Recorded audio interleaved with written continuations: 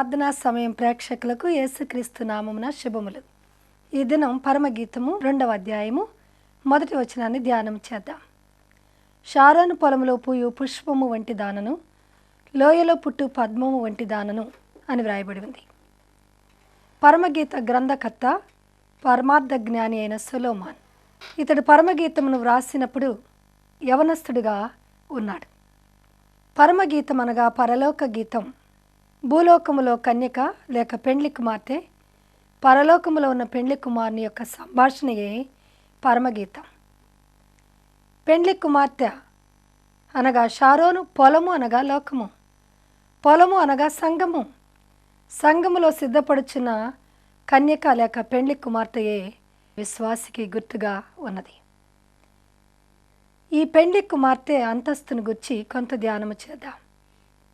యెషయా గ్రంథకర్త షారోను పొలము మేతభూమి యగుననియు, షారోను పొలము దావీదు కాలములో గొర్రెలకు మేతభూమిగా ఉన్నట్లును, షారోను పొలము పచ్చికతో నిండినట్లుగాను ఈ గ్రంథకర్త వ్రాశాడు.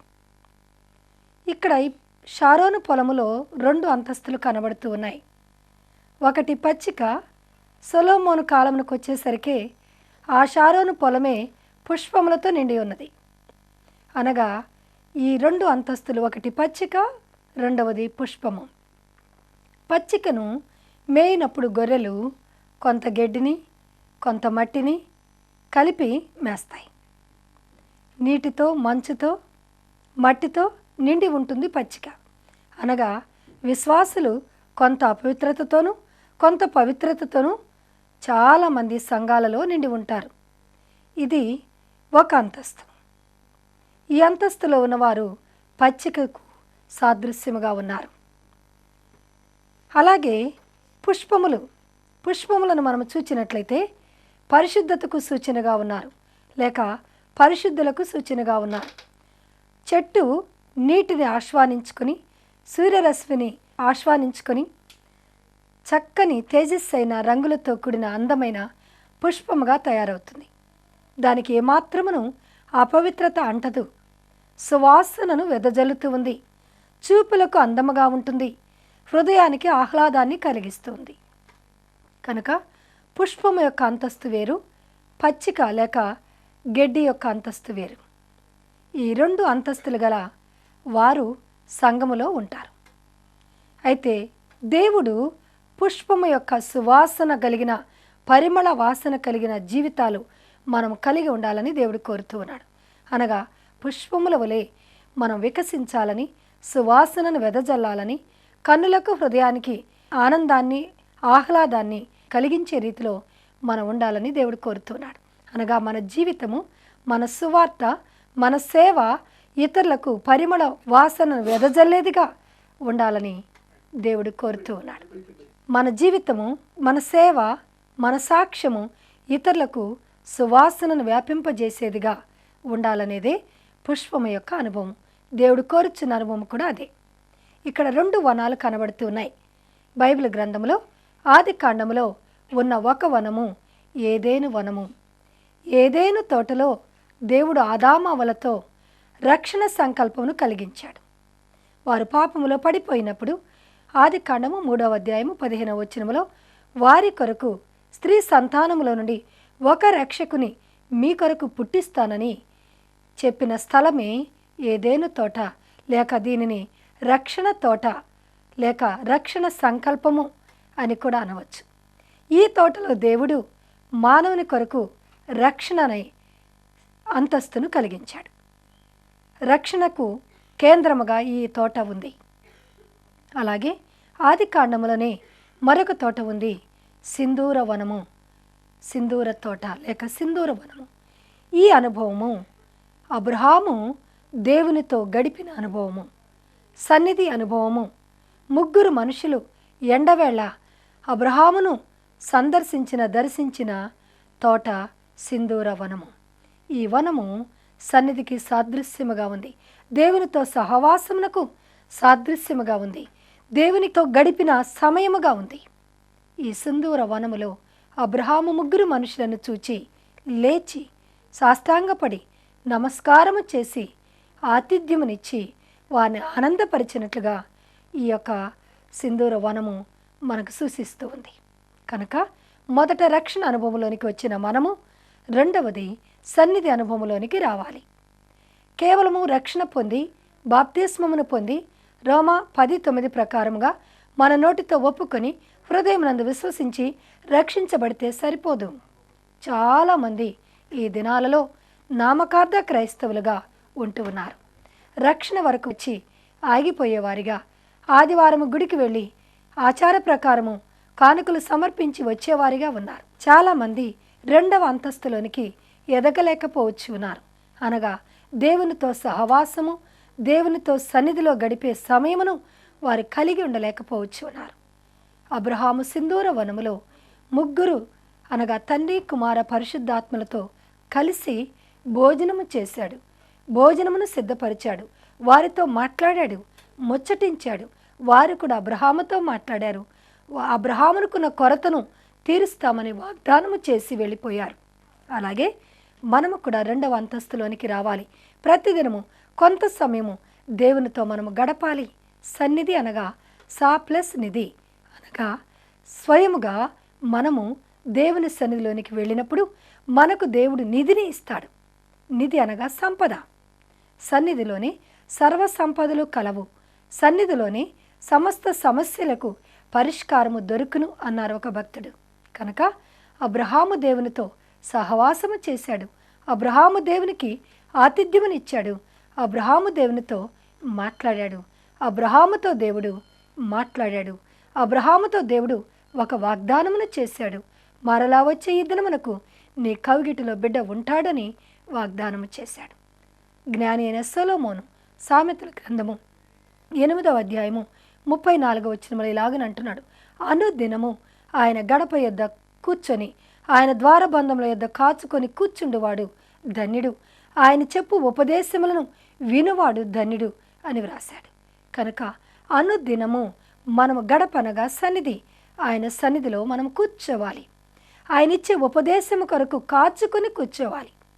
ఉదయం కొరకు కావలివాడు ఎలా కాచుకొని కూర్చుంటాడో, యజమానుని దగ్గర దాసుడు ఎలా కాచుకొని కూర్చుంటాడో, ఉద్యోగి జీతము కొరకు 30 దినములు ఉద్యోగమును చేసి జీతము కొరకు ఎలా ఎదురు చూస్తూ కూర్చుంటాడో, అలాగున మనము కూడా ప్రతిదినము దేవుని సన్నిధిలో కాచుకొని కూర్చోవాలి. అప్పుడు దేవుడు మనకు ఉపదేశమును చేస్తాడు.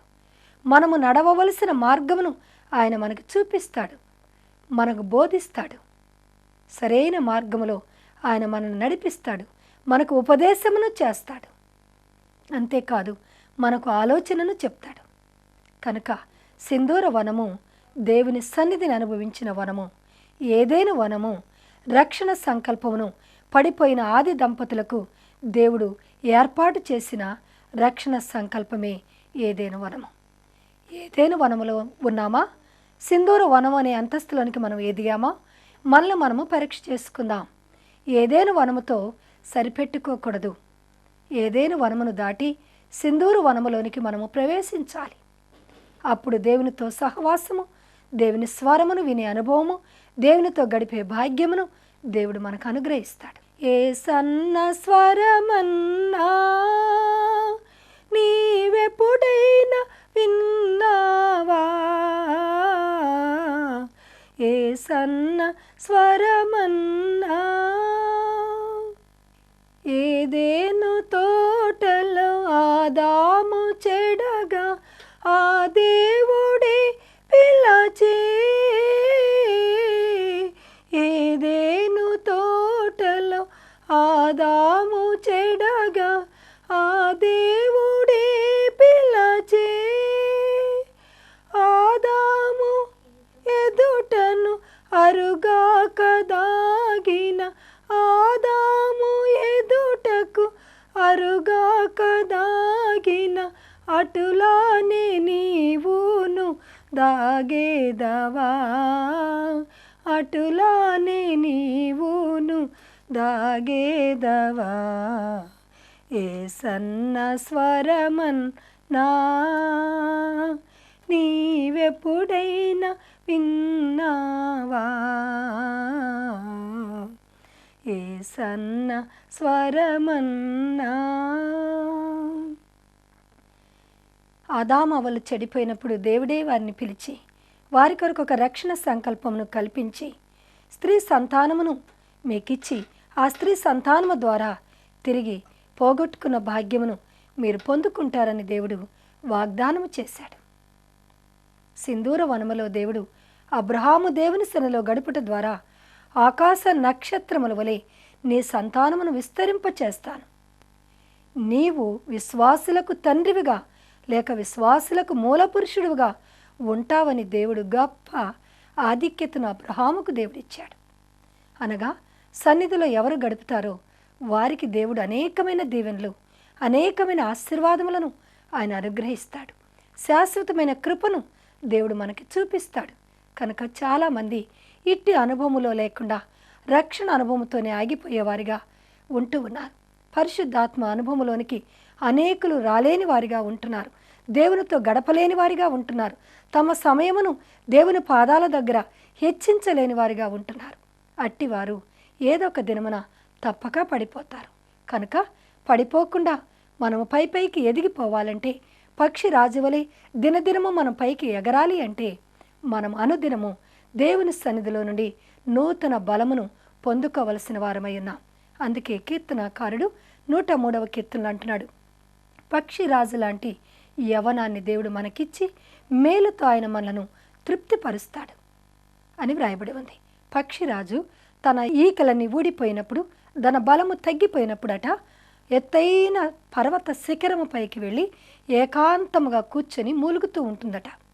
కొంతకాలమునకు అలా మూలుగుట ద్వారా, దేవుని సన్నిధిలో మొర్రపెట్టుకున్నట ద్వారా తిరిగి మరలా ఈకలు పుట్టడం ప్రారంభిస్తాయట. తిరిగి మరలా నూతన బలమునది పొందుకుని మరలా ఈ భూమిపైకి వస్తుందట. అలాగే విశ్వాసి, నీవు కూడా బలహీనుడు అయిపోయావా? విశ్వాసురాలువుగా ఉన్న నీవు బలహీనురాలువుగా మారిపోయావా? ఆత్మలో దిగజారిపోయావా? అయితే పక్షిరాజు వలె ఏకాంతముగా ప్రభువుతో కొంత సమయమును గడుపు, తిరిగి నీవు నూతన బలమును పొందుకుంటావు. యెషయా భక్తుడు 40వ అధ్యాయం 31వ వచనంలో అంటున్నాడు, యెహోవా కొరకు ఎదురు చూచువారు నూతన బలమును పొందుదురు అంటున్నారు. కనుక నూతన బలమును పొందుకోవాలంటే ప్రభు సన్నిధిలో మనము గడపవలసిన వారమై ఉన్నాం. అట్టి కృప వినుచున్న మీ అందరికీ దేవుడు దయచేయునుగాక. దేవుడి మాటలను దీవించునుగాక. ఆమెన్. ప్రార్థన చేసుకుందాం. మహాపరిశుద్ధుడైన నా పరమ తండ్రి, నీ పరిశుద్ధ పాదములకు స్తుతులు, స్తోత్రములు, నమస్కారములు. ఏదేను వనము, సింధూర వనమును మీరు మాకు చూపించారు. షారోను వనమును మాకు చూపించారు.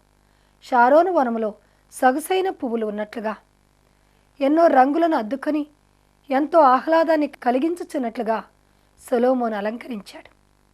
అలాగే ఈ భూలోకములో ఉన్న సంగములన్నీ కూడా షారోను పొలములో ఉన్న పుష్పములు ఎలాంటి రంగులను అద్దుకున్నాయో అలాగే నీ సుగుణములను మేము అద్దుకొని నీ సువాసనను వెదజల్లే వారముగా మమ్మల్ని మీరు మార్చండి. ఏదేను వనము యొక్క అంతస్తు కాదు, సింధూర వనము యొక్క అంతస్తు కాదు, షారోను వనము యొక్క అంతస్తులోనికి, అందమైన పెండ్లి కుమార్తె అంతస్తులోనికి మీరు మమ్మను నడిపించమని, పెండ్లి కుమార్తెలుగా మీరు మమ్మను సిద్ధపరిచి పెండ్లి కుమారుడుగా వచ్చుచున్న యేసుని ఎదుర్కొనే కృపను మీరు మాకు దయచేయమని, పెండ్లి కుమారుడుగా త్వరగా ఈ లోకమునకు రానయ్యన్న యేసయ్య అతి శ్రేష్టమైన నామమున అడిగి వేడుకొనుచున్నాము తండ్రి. ఆమేన్. దేవుడి మాటలను దీవించునుగాక. శుభవార్త television, door number 9-2-763, Saint Francis street, Secunderabad 25. మా ఫోన్ నంబర్స్ భారతదేశం నుండి ఎక్కడ నుండైనా సరే 040-27-71